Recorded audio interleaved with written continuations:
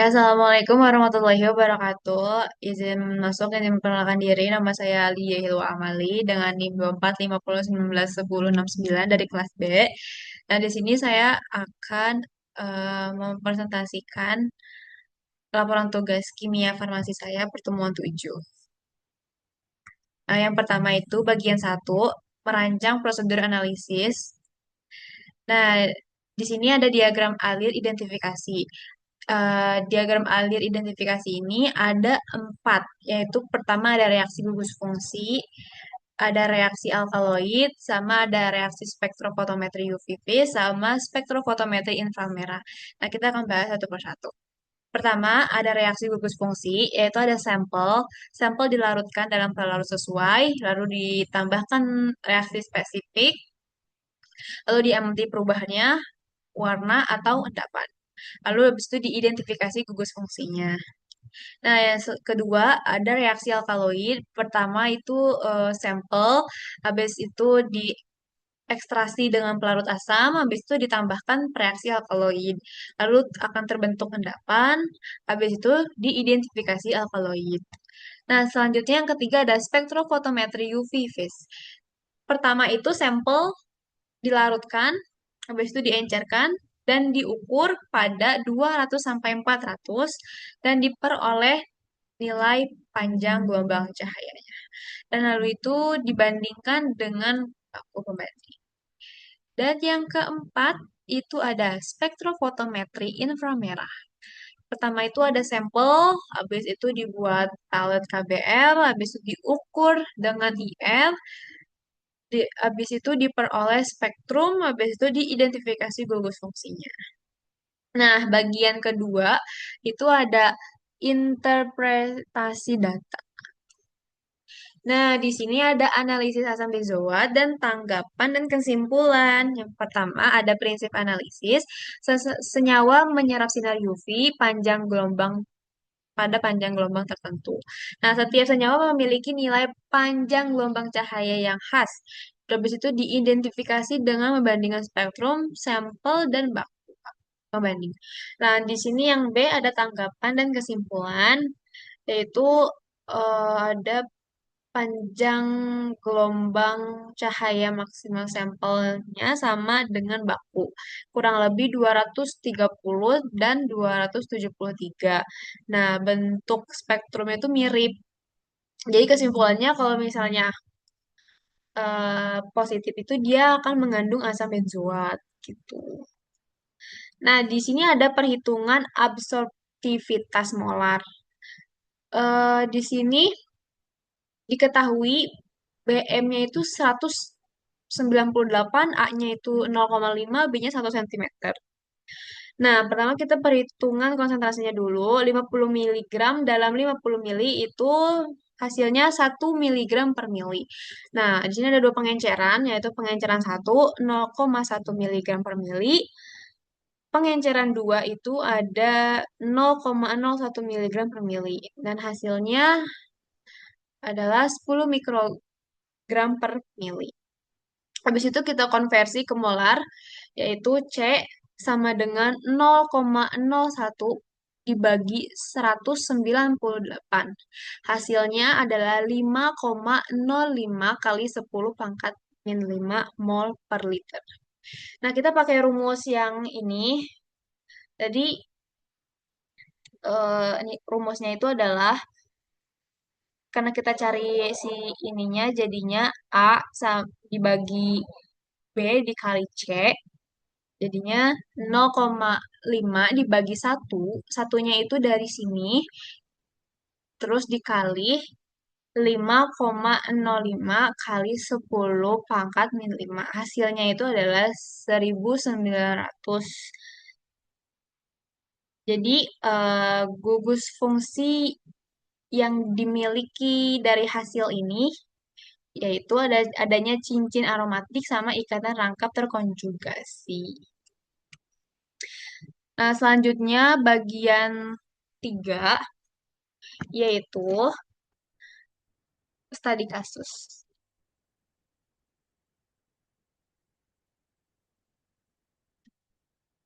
Nah, di sini ada analisis chloramphenicol.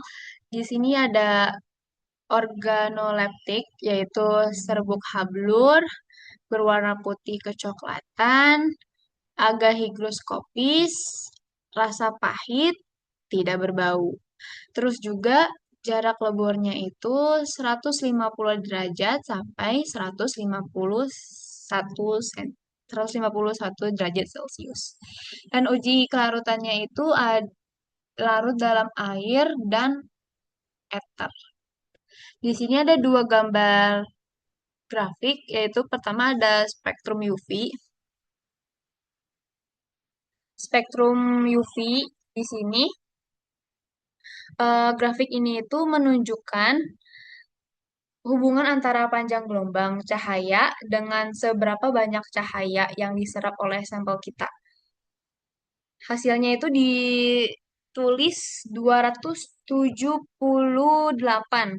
Nah, angka ini adalah titik puncak di mana sampelnya ini menyerap energi paling maksimal. Terus serapan di angka 278 ini biasanya menandakan adanya sistem konjugasi atau ikatan rangkap yang berpindah-pindah dalam molekul. Terus juga seringkali puncak di area ini mengindikasikan adanya cincin aromatik seperti struktur benzena atau gugus fungsi tertentu yang punya elektron bebas. Misalnya kayak gugus karbonil gitu. Jadi molekul ini tuh punya struktur yang cukup stabil dan kompleks. Dan di selanjutnya ini kan ada grafik yang merah-merah. Ini adalah spektrum inframerah. Nah, di sini eh, kita lihat eh, daerah 300 eh 3.500 maaf 3.500 sampai 3.200. Nah, di sini tuh ada cekungan lebar di sini. Nah, ini biasanya menandakan adanya gugus hidroksil OH atau juga bisa ikatan NH. Nah, ini menunjukkan molekul ini mungkin bersifat polar atau mengandung alkohol atau amina. Nah, di daerah dekat 1.700 ada puncak yang sangat tajam yang kuat ke bawah gitu. Nah, ini adalah ciri khas dari gugus karbonil. Puncak ini sangat penting karena biasanya menjadi pusat reaksi kimia. Nah, selanjutnya daerah 1.600 sampai 1.450.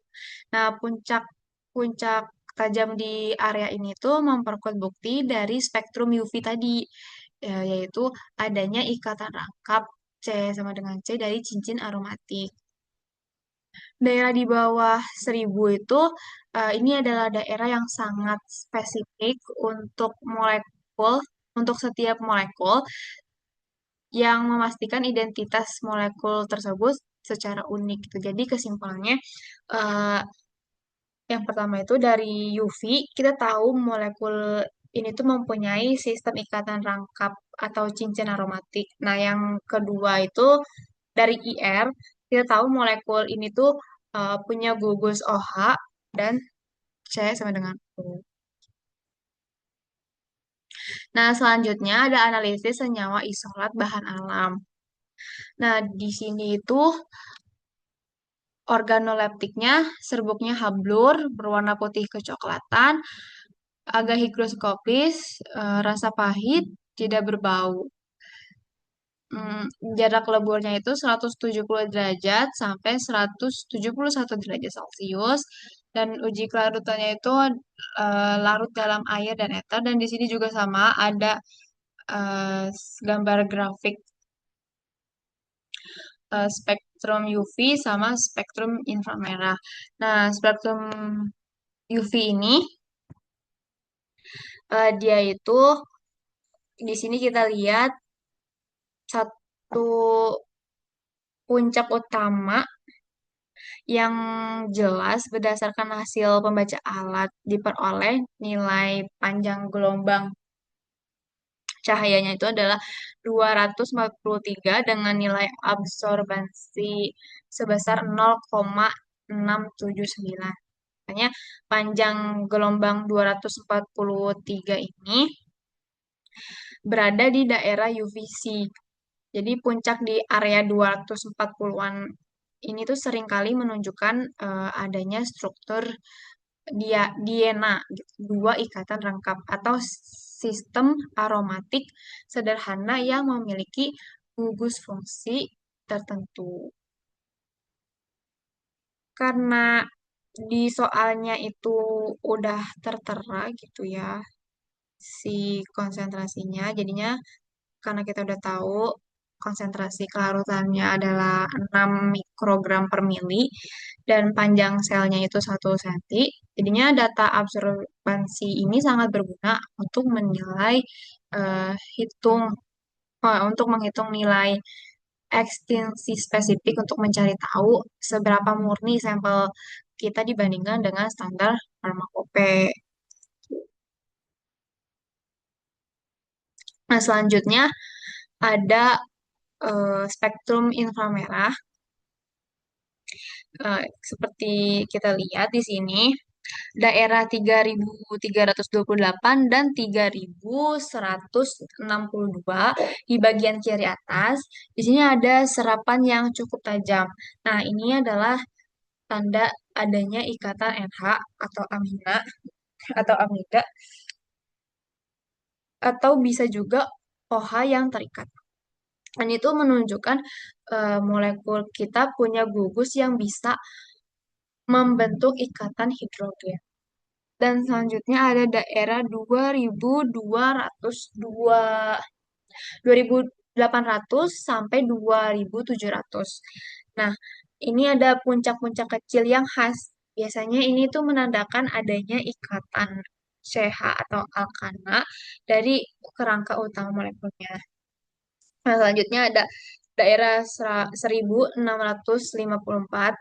Di sini ada puncak yang sangat tajam dan dalam di sini.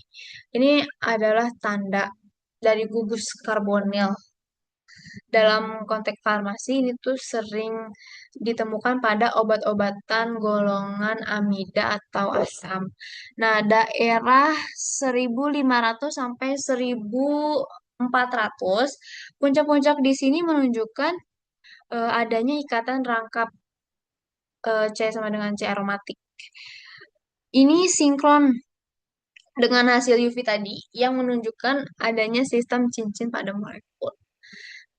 Pada daerah di bawah 1.000, banyak puncak kecil di kanan bawah menunjukkan struktur yang sangat spesifik. Jadi kita jadi kita cocokkan dengan pustaka standar, kita bisa tahu persis ini nama obatnya apa. Jadi kesimpulannya dari kedua data ini kita bisa menyimpulkan bahwa bahwa sampel ini adalah senyawa yang mengandung cincin aromatik, memiliki